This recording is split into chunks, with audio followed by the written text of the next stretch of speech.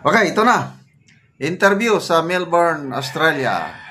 Tinawag niya na scammer ang Pangulong Marcos Jr.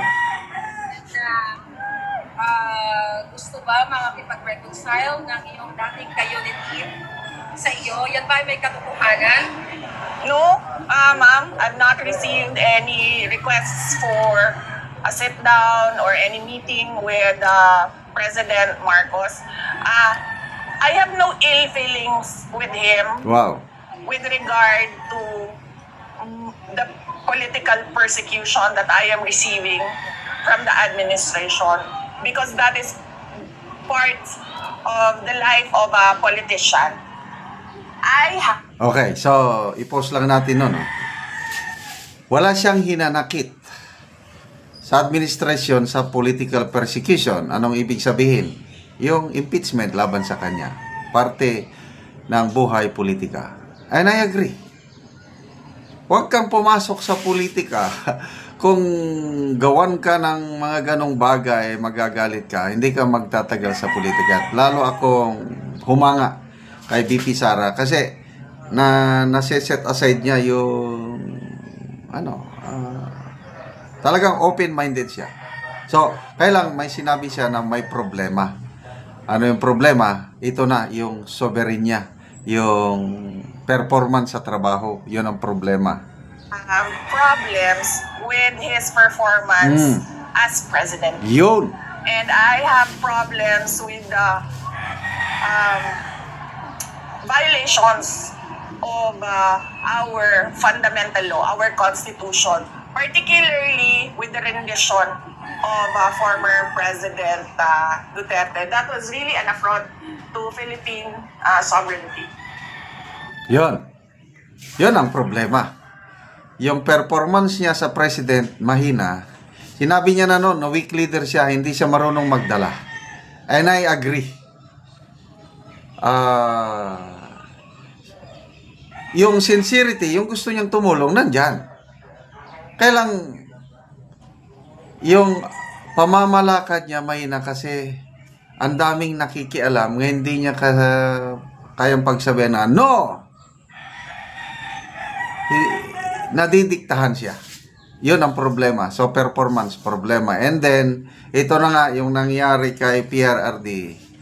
Nadiktahan na naman ng nakapalibot. Kaya yun, nagkaloko-loko tayo. That's the problem with our president. Recently po sinabi din niya na hindi daw siya makikialam sa inyong impeachment. So, alam naman natin pabago-bago siya ng statement. And now, there's this new statement. Ano naman ang maisasabi mo? Ito ba ay palibagong drama na naman? Kasi on and off, iba-iba yung statement ng ating presidente. Well, I am happy that you have observed that Ito mga reporters from Australia. Kung ano yung nakikita natin dito, nakikita rin nila on and off ang Pangulo, paiba-iba ang sinasabi.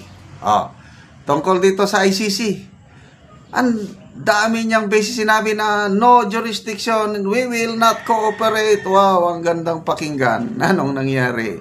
Kinidnap, inaresto si PRRD dinala sa So, maniniwala pa ba tayo sa kanya? On and off.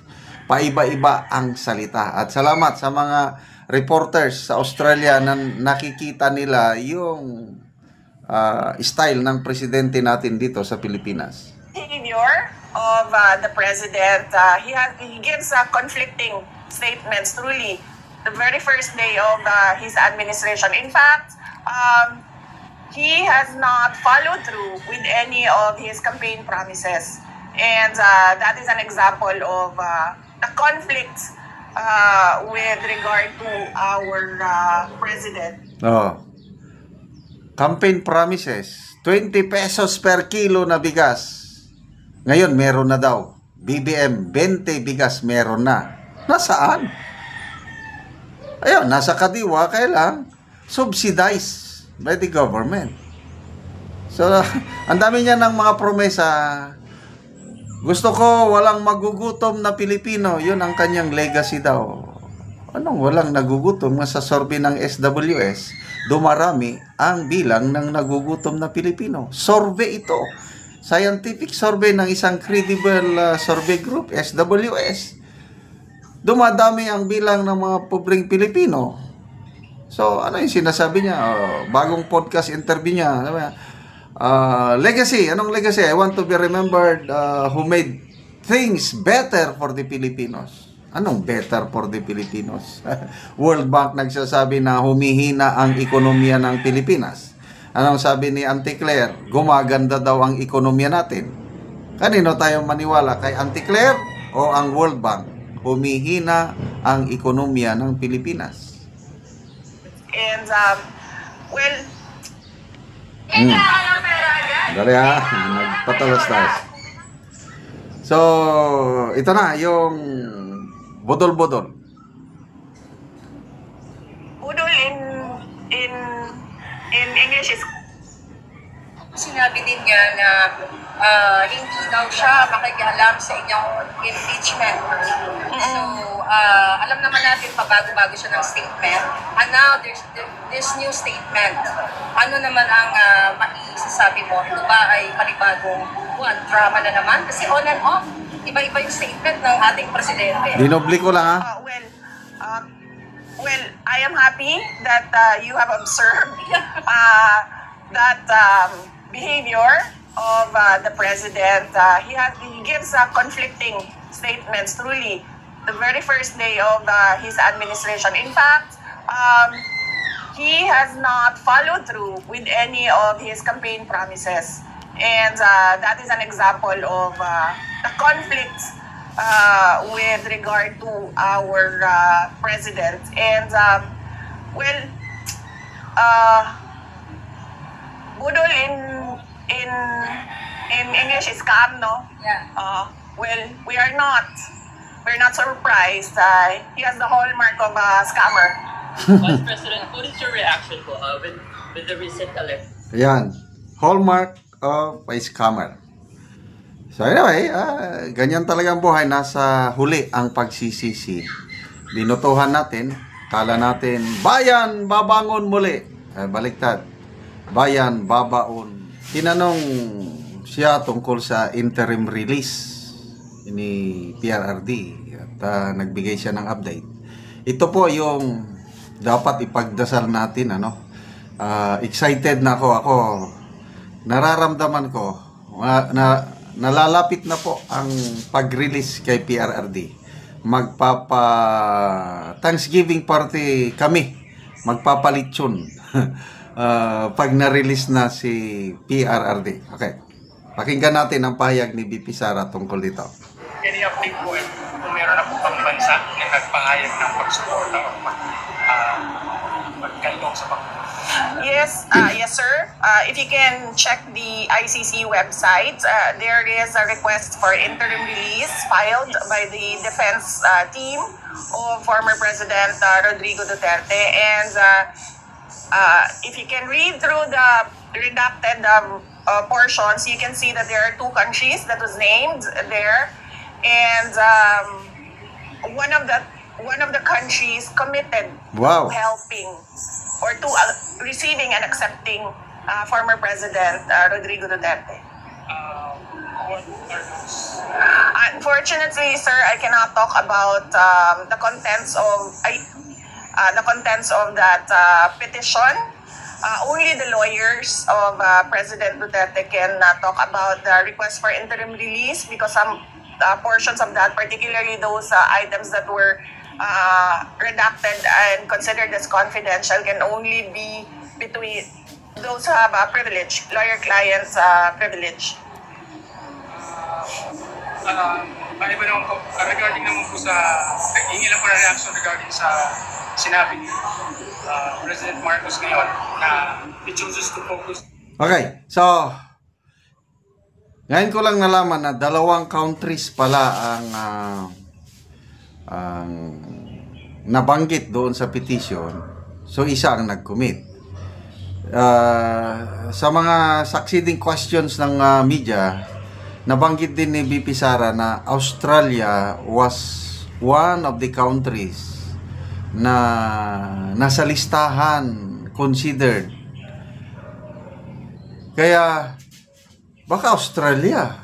Although wala siyang sinabi na nabanggit lang niya na sa listahan daw ng mga lawyers, isa sa Australia ang nakalista. Kasi marami silang pinagpilian na mga countries. At mabuti na lang at may isang country na talagang nag-commit. Handa siyang sagupin, ampunin, kupin si PRRD, and that's good news. Sa isang interview, sinabi rin ni BP Sara ng statement ni Attorney Kaufman is as soon as possible. Ayaw magbigay ni Attorney Kaufman ng specific date. Kaya lang, as soon as possible. Kaya, hope, wala namang masamang mangarap. Kaya ako, very optimistic ako, positive ako. Makakalabas si Tatay Digong. Kung mayroong pinakamagandang mangyari sa buhay ni Tatay Digong habang nasa ICC siya is itong interim release na nakikita ko, malaki ang pag-asa. Kaya kailangan po, tuloy-tuloy lang po ang ating pagdarasal. Okay. Everyday, hindi yan mawawala sa prayer ko ang kalagayan ni PRRD sa Netherlands. At yan na nga, ang pinaka-specific request ko is as soon as possible, sana makalabas na siya. Okay? So, ulitin ko, my heart, pamilya namin, will have a Thanksgiving party. Yun lang. Lipay-lipay. Magpasalamat kasi parang tatay ko na rin and I believe sa inyo rin, mga kapwa ko, diehard supporter, tatay nating lahat si PRRD. Although hindi tayo related by blood, kaya lang as a Filipino, isa tayong malaking pamilya. Itong DDS na medyo may nakakalungkot. Kaya that's part of life. Yung mga vloggers natin ngayon na nagbabangayan tungkol dyan, mabuti na lang at nagsalita na si Mayor Baste na stop it. Pare-pares lang sila sa buhay ng aking tatay.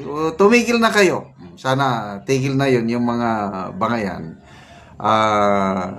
Mag-focus tayo sa kalagayan ni PRRD prayer at suportan natin itong impeachment ni BP Sara.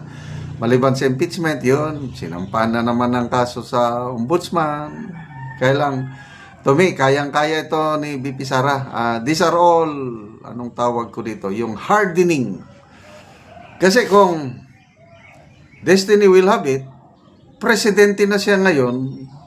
Kasi the presidency is mine, sabi niya, noong 2022. Kung ginusto lang niyang tumakbo, presidente siya ngayon. Kaya lang, everything happens for a reason. There is always a time for everything, sabi nga sa Ecclesiastes. Kaya ito hardening process kay BP Sara. Hinuhubog siya, nag-undergo siya ng mga trials, persecution, at makita nyo naman yung demeanor niya, yung kanyang talagang kayang-kaya niyang mag-handle ng pressure. O, tignan nyo yung mukha niya habang ininto, wala lang. Relax lang. Yan ang sign ng strong leader. Hindi yung leader na, anong gagawin natin? Bagyo lang yan, ha? Anong gagawin natin? Yun na, dipo-dipo kung sa Bisaya. Ayoko ng impeachment. Mamaya, natuloy ang impeachment. Walang pakialam ang ICC. Walang jurisdiction. We will not cooperate. Mamaya, kinidnap, inaresto. Si Tatay Digong, dinala doon. Kaya, wala na. I don't know kung may papaniwalaan pa akong salita. Itong administrasyong ito. Magdasal na lang po tayo. Magtiis. For 3 years, malapit na po ang 2028. Natapos na po ang 3 years. Kaya lang another 3 years. Darating din yan.